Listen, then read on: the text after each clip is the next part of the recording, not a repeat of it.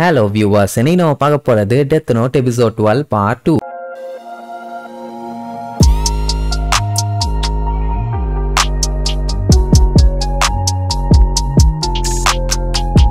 Open பண்ணா போன பாட்டுல அந்த செகண்ட் கீரா நம்ம ஷினிகாமிய மாத்தி மீட் பண்ண வச்சுக்கலாம் அப்படின்னு ஒரு ஆடியோ ஒன்னு வந்துச்சுல்ல. அதை கேட்ட நம்ம எல்லோட மூஞ்சா பாக்கணுமே, ஷாக்குல சேர்ல இருந்தே திருச்சி விழுந்துட்டான். அப்படின்னா நிஜமாவே ஷினிகாமின்னு ஒண்ணு இருக்கான்னு சொல்லி அவனுக்கு டவுட் ஆயிருச்சு. பின்னாடி இருந்தவங்க எல்லாம் இம்பாசிபிள், அப்படி ஒண்ணு இருக்க வாய்ப்பே இல்லைங்கிற மாதிரி சொல்லுவாங்க. நம்ம பையன் லைட்டுமே சமாளிப்பான். அட ஆமா எல்லு, ஷினிகாமின்னு ஒண்ணு கிடையவே கிடையாது, இதெல்லாம் சும்மான்னு சொல்லுவான். ஆனா அதை எப்படி இல்லன்னு சொல்ல முடியும்? ஃபர்ஸ்ட் கீரா ஜெயில இருக்கவங்க எல்லாத்தையுமே கொன்னால, அவனுக்கு கூட இந்த ஷினிகாமிய பத்தி எழுதி அதான் காட் ஆஃப் டெத்னு சொல்லி அதை வச்சுதான் சொல்றான். நம்ம சீஃப் பார்த்துட்டு ஒருவேளை அதே கீரா தான் திருப்பியும் பேசுறானோன்னு டவுட். லைட் அதுக்கு வாய்ப்பே இல்லம்மா, அப்படி இருந்தா எதுக்கு இவங்களுக்கு அவன் ரிப்ளை கொடுத்துட்டு இருக்கான்? இப்ப என்னன்னா எல்லு தான் அவங்களுக்கு பிரச்சனையா இருக்கான்னு சொல்லி அவங்களுக்கு புரிஞ்சு போச்சு. அதனாலதான் அவனை டிவில வர சொல்லி அவனை போட்டு தரலான்னு பிளான் பண்ணிருக்காங்க. ஒருவேளை ரெண்டு கீராவுக்குமே கனெக்ஷன் உண்டாயிருச்சா? இதை பிளான் பண்ணது செகண்ட் கீராவா ஃபர்ஸ்ட் கீராவான்னு தெரியல. இப்படி எல்லாம் குழப்பத்துல இருக்கும்போது எல்லாம் என்ன சொல்லுவான், டெஃபினட்டா அவங்க ரெண்டு பேத்துக்கும் இன்னும் கனெக்ஷன் உருவாகல. செகண்ட் கீரா இன்னுமே இண்டிபெண்டன்டா தான் இருக்கிற மாதிரி தெரியுது.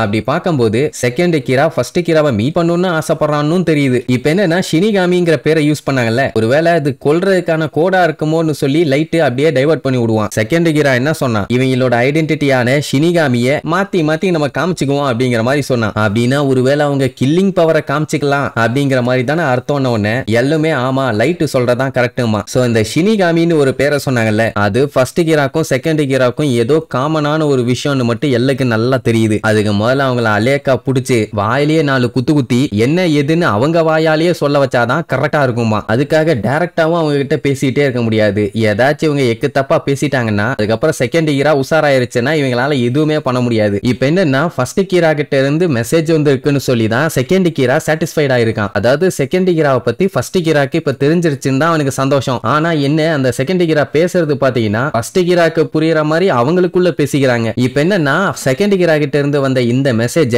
இன்னைக்கு 6 மணிக்கு டெலிகாஸ்ட் பண்ணுவாங்க. எப்படியும் ஃபர்ஸ்ட் கீரா பாத்துருவான். அப்படி தெரிஞ்சிருச்சனாலே ஃபர்ஸ்ட் கீராக்கு செகண்ட் கீரா மாட்டக்கூடாதுன்னு சொல்லி கண்டிப்பா பதாட்டம் வரும். ஏன்னா செகண்ட் கீராவை புடிச்சிட்டா அவங்க என்ன பண்றாங்க ஏது பண்றாங்கிற விஷயம் இவங்களுக்கு தெரிஞ்சு போயிடும். சோ அப்போ ஃபர்ஸ்ட் கீராவை ஈஸியா புடிச்சிருவாங்க. சோ எப்படியும் அதை தடுக்கிறதுக்கு அவன் வருவான். அவனை இதை வச்சே புடிச்சிடலான்ட்டு ஒரு பிளான். சரி, இஃப் இன் கேஸ் அவன்கிட்ட இருந்து எந்த ஒரு ரெஸ்பான்ஸுமே இல்லைன்னா அப்ப என்ன பண்றதுன்னு கேட்பாங்க. ஆனா அங்கேயுமே ஒரு பஞ்சாயத்து இருக்குது இல்ல. ஏன்னா செகண்ட் கீரா ஏகப்பட்ட இன்ஃபர்மேஷனை இதே மாதிரி லீக் பண்ணிட்டு இருந்தா அது ஃபர்ஸ்ட் கீராக்கு ஆபத்து. அவன் கடுப்பாயி காண்டாயி எப்படியாச்சும் செகண்ட் கீராவை மீட் பண்ணியே ஆகணும்னு வெளியில வருவான். இது செம இன்ட்ரெஸ்டிங்கா இருக்குதுமான. நம்ம பையலும் கூடவே இருந்து தான் கேட்டுக்கிட்டு இருக்கான். இஃப் இன் கேஸ் கீரா கிட்ட இருந்து ஏதாச்சும் ஒரு ரிப்ளை வந்து ஏதாச்சும் சொல்லி அவனை அவாய்ட் பண்ண ட்ரை பண்ணானா எப்படியுமே ஒரு பிசிக்கல் எவிடன்ஸ் இவங்களுக்கு கிடைக்கும்னு ஒரு நம்பிக்கை. சோ அதை வச்சு அவனை நெருங்கிடலாம். அதனால இப்ப செகண்ட் கீராவை தான் இவங்க ஃபோக்கஸ் பண்ணுவாங்க. அப்படியே கட் பண்ணா ஒரு பொண்ணை காட்டுறாங்க. அவ பாத்தீங்கன்னா பயங்கரமா மாடலிங் எல்லாம் பண்ணிட்டு இருக்கா. அவ வேற யாரும் இல்ல, அவ தான் செகண்ட் கீரா. அவளோட பேரு பாத்தீங்கன்னா மிசா. அன்னைக்கு ஃபுல்லா மாடலிங் பண்ணி செம டயர்ட் ஆயிட்டான்னு வைங்களேன். அப்ப அவளுக்கு ஒரு டவுட். உடனே அவ ஷினிகாமி கிட்ட, ஆமா ரெம்மு,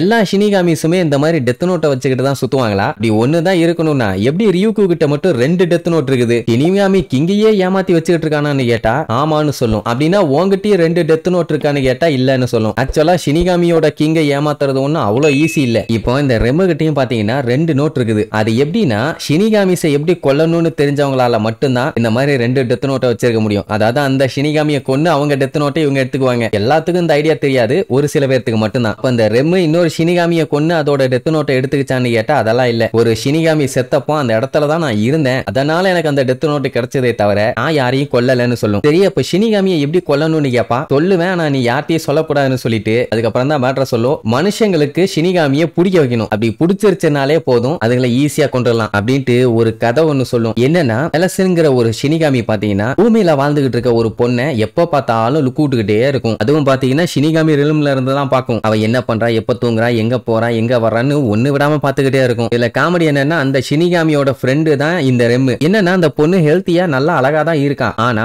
அவ அன்னைக்கு பாத்தீங்கன்னா சாக போறா. அவ எப்படி சாக போறான்னு ஒரே ஆர்வம். அதனால 2 பேருமே என்ன நடக்குதுன்னு பாத்துக்கிட்டு இருக்கும்போது ஒரு நாள் அவ என்ன பண்ணிருக்கா, நைட்டு நேரம் ஸ்ட்ரீட்ல தனியா நடந்து போயிருக்கா. அப்ப திடீர்னு ஒருத்தன் கத்தியோட இடையில பூந்து, ஒழுங்கா நீ கல்யாணம் பண்ணிக்க, நான் உன்னைய பத்திரமா பாத்துக்கிறேன், லைஃப் லாங் நீ என் கூட தான் இருக்கணும் அப்படின்னு காட்டுத்தனமா கொடூரமா கத்தி இருப்பான். அவன் ஆளை பாத்தீங்கன்னா ஜோம்பிக்கு சொம்படிக்கிற மாதிரி இருக்கான். இப்படி வந்து கத்தனா அவளுக்கு பயமா இருக்காதா இல்லையா? அவ அதெல்லாம் முடியாது, வழிய விடு, நான் இங்க இருந்து போகணும் அப்படிங்கிற மாதிரி சொல்லுவாளா. இவன் என்ன பண்ணிட்டான், முடியாதுன்னு சொல்லி கையில இருந்த கத்தியை வச்சு அவளை போட்டு கண்ணா பின்னான்னு குத்த ஆரம்பிச்சிட்டான். இதை பார்த்தோன்னே கெலஸ் என்ன பண்ணிருச்சு, அந்த பொண்ணு சாக கூடாதுன்னு சொல்லி ஒரு ஷினிகாமி பண்ணக்கூடாத ஒரு தப்ப அந்த ஷினிகாமி பண்ணிருச்சு. வேற ஒண்ணும் இல்ல, அந்த கொல்ல வந்தானே அவனோட பேரை டெத் நோட்ல அது எழுதிருச்சு. சோ அவன் செத்து போய் அந்த பொண்ணை காப்பாத்திட்டான். சோ ஷினிகாமிஸ் ஏதாச்சும் ஒரு ஹியூமனை போட்டு தள்ளதான் செய்யணுமே தவிர யாரையும் காப்பாத்த ட்ரை பண்ண கூடாது. சோ அப்படி அது செஞ்சதுனால அங்கேயே காத்தோட காத்தா கரைஞ்சு செத்து போச்சு. சொல்ல போனா அது ஒரு டஸ்டா மாறிடுச்சு. சோ அதுகிட்ட இருந்த டெத் நோட்டு தான் ரெம்மு கிட்ட எக்ஸ்ட்ரா இருக்கிறது. அண்ட் அந்த ஜெலஸ் காப்பாத்தின லைஃப் ஸ்பேன் பாத்தீங்கன்னா முடிஞ்சிருச்சு. ஆனா ஷினிகாமி காப்பாத்தின காரணத்துக்காக அந்த ஜெலஸோட ரிமைனிங் லைஃப் ஸ்பேன் அந்த காப்பாத்தின பொண்ணுக்கு வந்துருச்சு. சோ அந்த பொண்ணை காப்பாத்தாம இருந்திருந்தா இந்த நேரத்துக்கு அந்த ஷினிகாமி உயிரோட இருந்திருக்கும். அந்த பொண்ணு வேற யாரும் இல்ல, நம்ம மிசா தான். அந்த ஜெலஸுக்கு மிசாவை ரொம்பவும் பிடிச்சு போச்சு. அதனாலதான் அவளை காப்பாத்தணும்னு சொல்லி அது பாத்தீங்கன்னா உயிரை விட்டுருச்சு. அதனால அந்த நோட்டு வந்து என்னோடது இல்ல, அது உனக்கு சொந்தமானது அப்படின்னு